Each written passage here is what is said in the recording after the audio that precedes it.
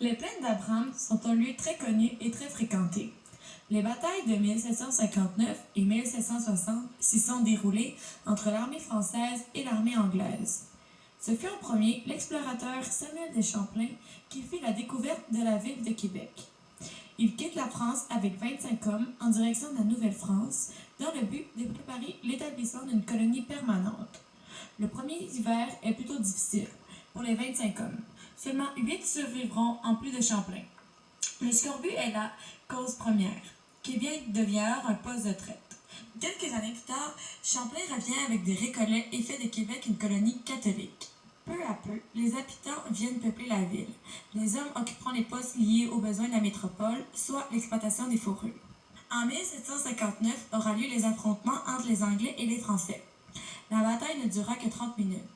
Les deux chefs Montcalm et Wolfe s'affronteront pour décider qui prendra le pouvoir. Les Français se trouvent sur les sites des plaines d'Abraham, tandis que les Anglais se trouvent en face. Les Anglais attaquent par le côté, ce que les Français n'avaient pas vu venir du tout. Ils surprendront les Français. Les Anglais sont beaucoup plus nombreux, ce qui ne facilite pas la tâche aux Français.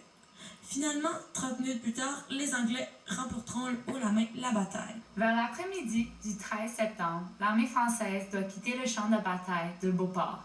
Vaudreuil, le dernier gouverneur de la Nouvelle-France, décide donc de partir par la route de Charlesbourg, en transportant un petit montant de rations. En conséquence, Québec est protégé par quelques 2100 hommes. Suite à la mort de Wolfe, le commandement revient à Monckton, l'officier en seconde. Mais, puisqu'il est blessé, les soldats britanniques sont sous l'ordre du brigadier général George Townshend. Townshend décide de fortifier l'hôpital général pour installer son commandement. Lorsque de Ramsay, un des commandements en charge d'une des garnisons, sort de l'hôpital pour reprendre ses services, il réalise que l'armée française quitte les lieux. De Ramsay et sa garnison doivent rester à Québec. De Ramsay réalise qu'il est maintenant responsable de 2700 personnes à nourrir.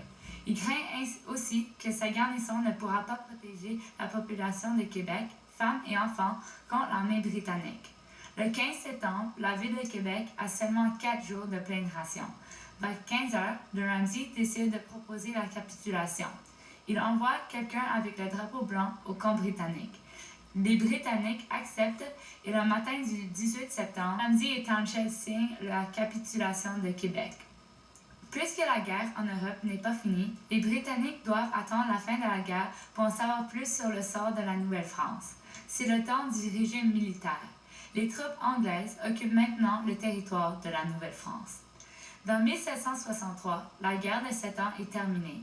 Le traité de Paris est signé le 10 février 1763. La France cède officiellement la Nouvelle-France à l'Angleterre et garde les îles Saint-Pierre et Miquelon. C'est le début du régime anglais en Amérique du Nord. Les colons françaises sont maintenant des sujets de la couronne britannique. Jeffrey Amherst est maintenant le premier gouverneur général de la province de Québec.